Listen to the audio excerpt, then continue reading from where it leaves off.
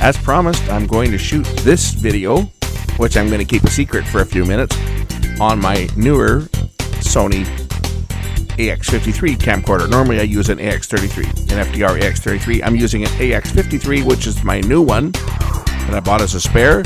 I want to see if there's any difference in the quality, so we're going to shoot this one on the AX53. Let's check it out. It's Mailbag Tuesday, and I'm shooting this one on my newer, this is a AX53, replacement for my FDR AX33.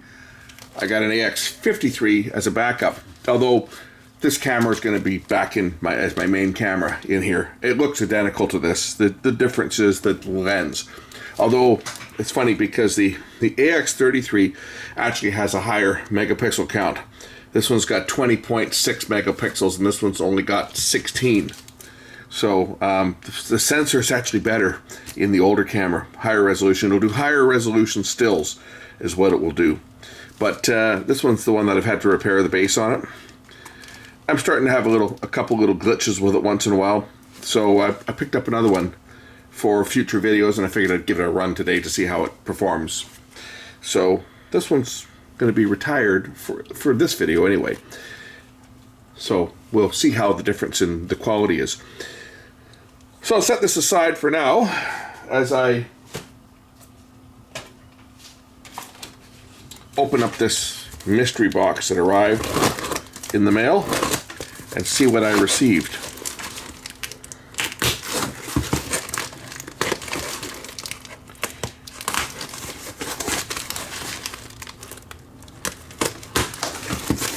Of course, the person that sent this mystery box already knows what it is, but you guys don't.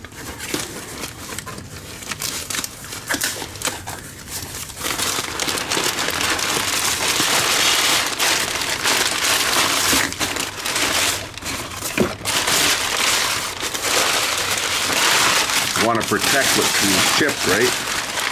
Oh, look, it's in an anti-static bag. What could we have here in an anti-static bag? Oh, look at this.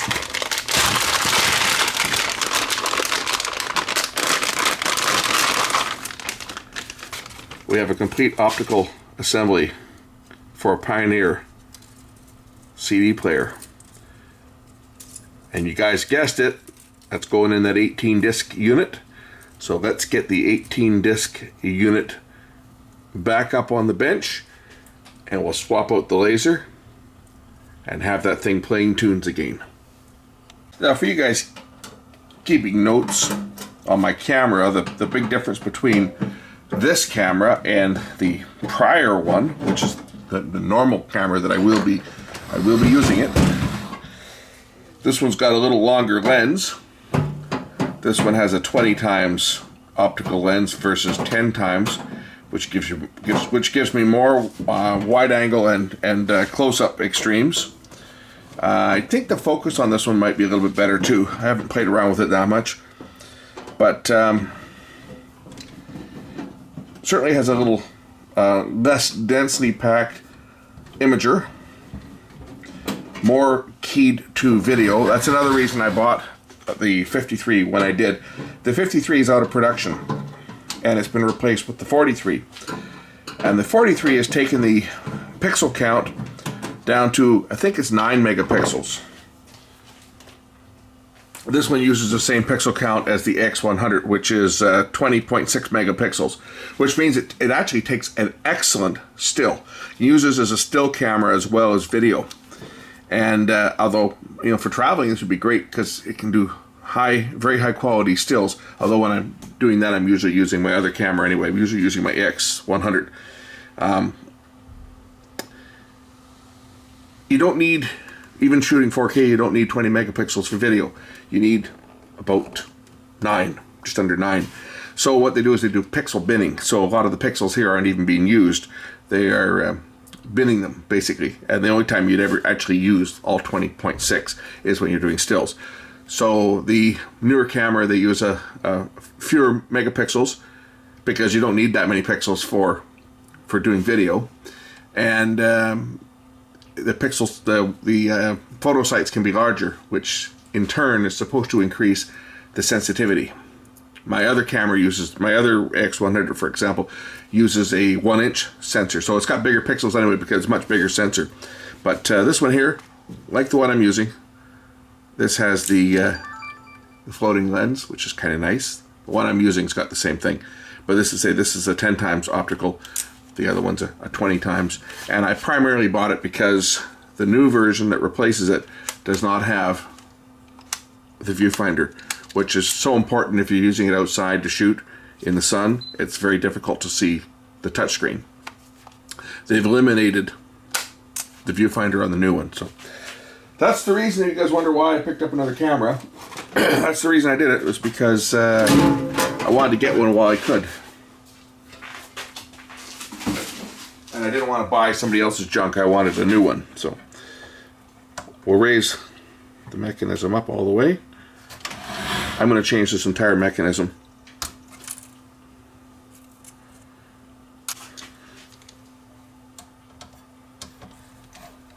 Hey, get back up here. Whoops. Just knocked the belt off. Don't want to do that. It'll slam all the way to the bottom.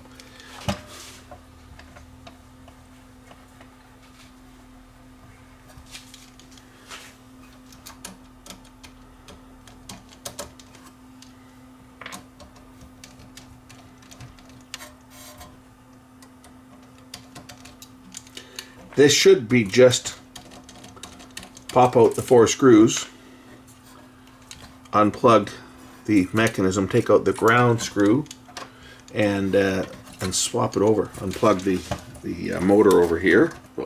Undo the clip, undo the power for the motor, and then I've got the one ground screw I've got to remove over here. Of course, being careful not to drop the screw into the chassis, which I just about did. So there's the old optical pickup unit. Get the new pickup before I place the new pickup in. I've still got it in this anti-static bag. Just going to touch the tripod just to discharge any static charge that may have built up in my body, and I'll remove that. I'm going to remove the motor wire harness here. I don't need that.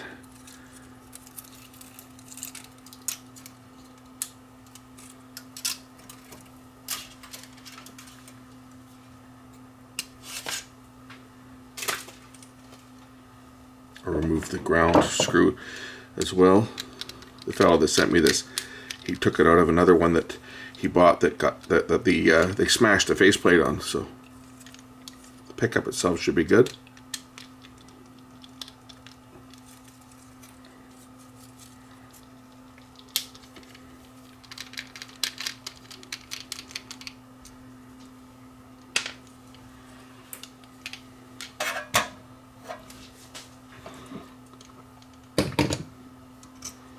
First, we'll reattach the ground.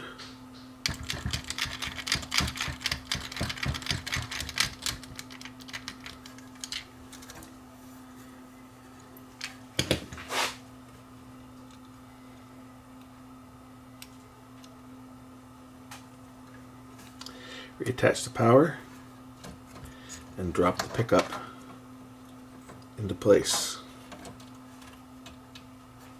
Held in place by the 4 mounting screws, these ones.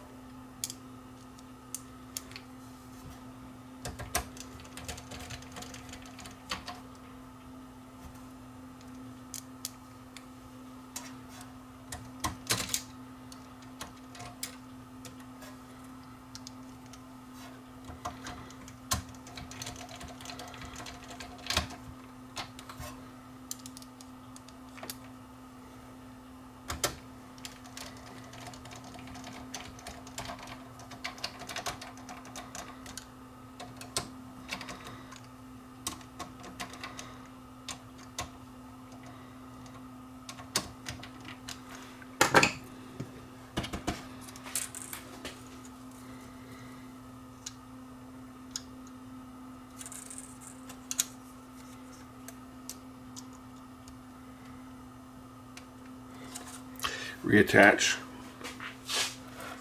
the laser pickup. And now we can test the unit and see if it's going to read discs.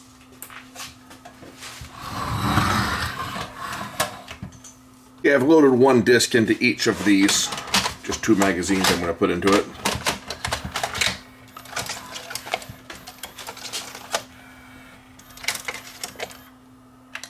And see if it plays. Might help if I turn on the sound.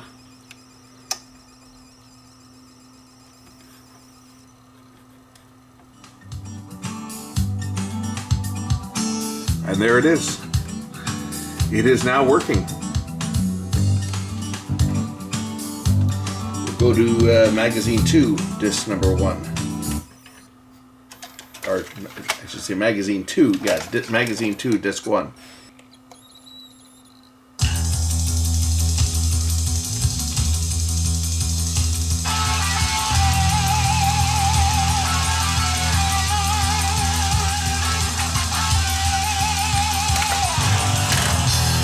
You can also check out the magazines that are not currently playing.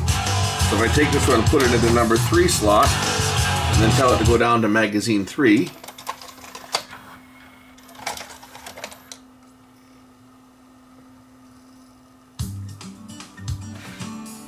take this other one from magazine 2, put it up to magazine 1.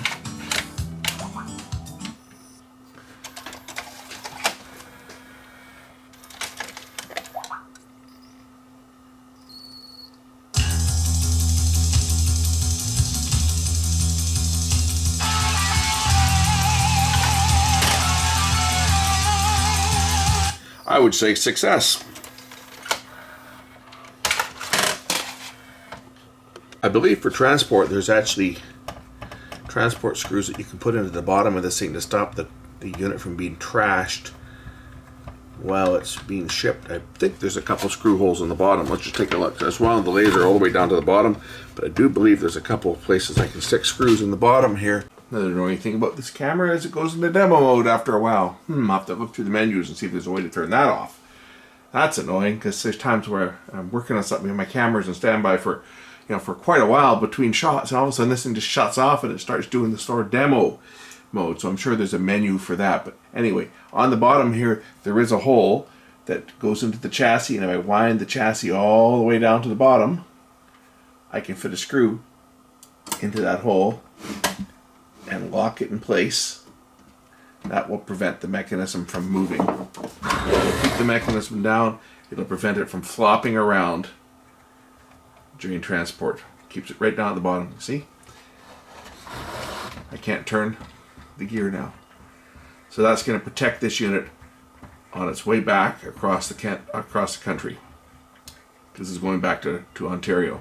So for the guy that owns it, he's probably going to see the video before it's posted.